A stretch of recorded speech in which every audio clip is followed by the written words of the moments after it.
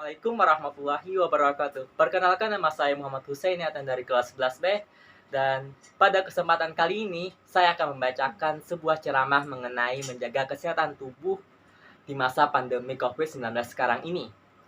Sebelum saya membacakan ceramahnya, saya akan menyampaikan apa sih perbedaan antara ceramah dan khutbah.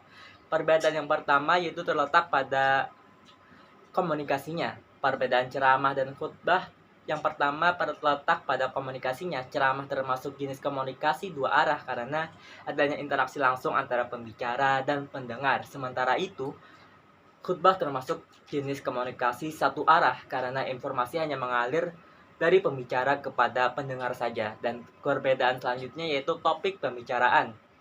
Ceramah bisa saja mengangkat topik keagamaan seperti pada ceramah agama, atau juga mengangkat tema umum jika terjadi antara atasan dan bawahan.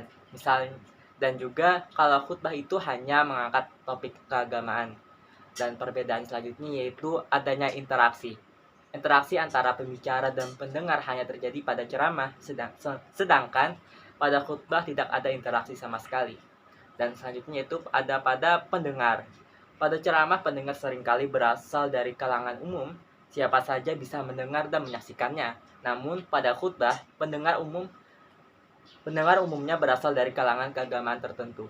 Dan perbedaan selanjutnya itu terletak pada tempat. Ceramah dapat dilakukan tempat yang lebih fleksibel, bisa di rumah, kantor, maupun di lapangan. Sedangkan khutbah umumnya hanya digelar di tempat peribadatan. Dan selanjutnya perbedaannya pada waktu. Perbedaan ceramah dan khutbah yang terakhir ini tentang pelaksanaannya. Ceramah digelar pada waktu-waktu yang tidak mengikat, sementara pada khutbah waktunya kerap kali sudah ditentukan dan menjadi sebuah rutinitas. Dan saya di sini akan membacakan tentang ceramahnya tadi yang ingin saya sampaikan, yaitu mengenai menjaga kesehatan selama pandemi COVID-19 ini. Assalamualaikum warahmatullahi wabarakatuh. Salam sejahtera bagi kita semua, Bapak, Ibu, dan saudara-saudara yang sedang menonton video ini. Pandemi COVID-19 yang sedang terjadi sekarang ini membawa banyak masalah dan krisis di beberapa negara, termasuk Indonesia. Mulai dari kelaparan, kemiskinan, kematian, meningkatnya pengangguran, dan krisis-krisis lainnya. Masalah ini bukanlah masalah yang asing buat kita semua, terutama kematian. Penambahan kasus positif semakin hari semakin bertambah dan tidak ada perubahan yang baik dan signifikan untuk kita semua. Sampai sekarang ini, total kasus positif di Indonesia adalah kurang lebih 4,16 juta jiwa yang telah terkonfirmasi positif. Dari data ini kita memahami bahwa sangat pentinglah untuk menjaga kesehatan tubuh selama pandemi COVID-19 ini. COVID-19 adalah penyakit yang disebabkan oleh virus Severe Acute Respiratory Syndrome Coronavirus 2 atau SARS-CoV-2. COVID-19 dapat menyebabkan gangguan sistem pernapasan mulai dari gejala yang ringan seperti flu hingga infeksi paru-paru seperti pneumonia. Pandemi COVID-19 ini mengharuskan kita tinggal dan melakukan segala kegiatan di rumah kita masing-masing. Meskipun di rumah, pentingnya menjaga kesehatan tubuh juga jangan diabaikan. Dengan menjaga kesehatan tubuh, imunitas kita akan meningkat sehingga kita dapat melawan virus corona. Banyak sekali cara untuk menjaga kesehatan tubuh selama pandemi. Yang pertama, kita dapat menerapkan pola makan sehat. Menjaga pola makan perlu kita lakukan untuk menjaga kesehatan saat pandemi. Kita dapat mengkonsumsi lebih banyak buah dan sayur, lemak sehat, dan serta protein-protein dalam pola makan harian kita. Dengan melakukan pola makan ini, kita dapat meningkatkan sistem kekebalan agar efektif melawan virus corona. Selanjutnya, kita juga dapat menjaga kesehatan tubuh dengan menjaga tubuh tetap terhidrasi.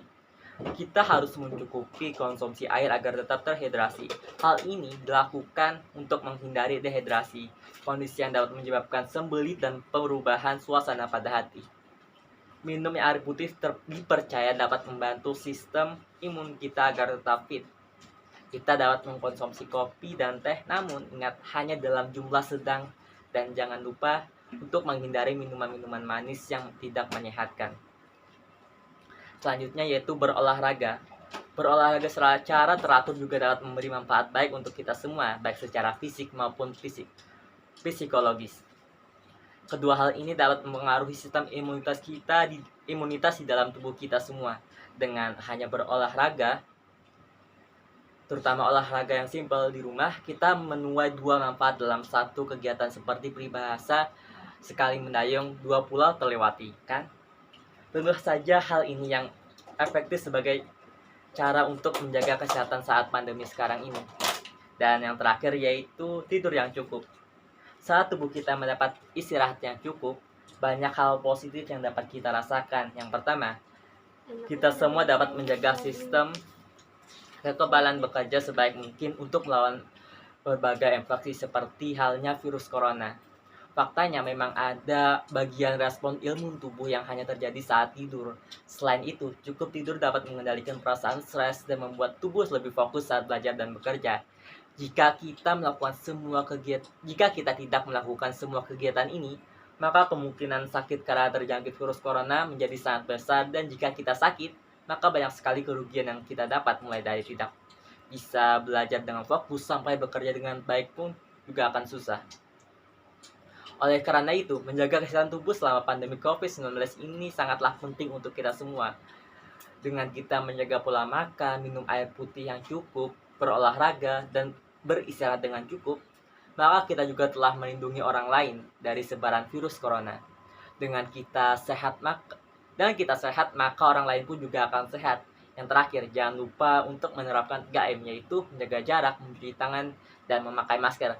Baik, sekian dari saya. Jika ada kata atau ucap saya yang salah atau tidak baik, saya memohon maaf sebesar-besarnya. Dan saya juga mengucapkan terima kasih kepada kalian semua yang telah menonton video ini sampai habis. Dan saya akhiri, wassalamualaikum warahmatullahi wabarakatuh.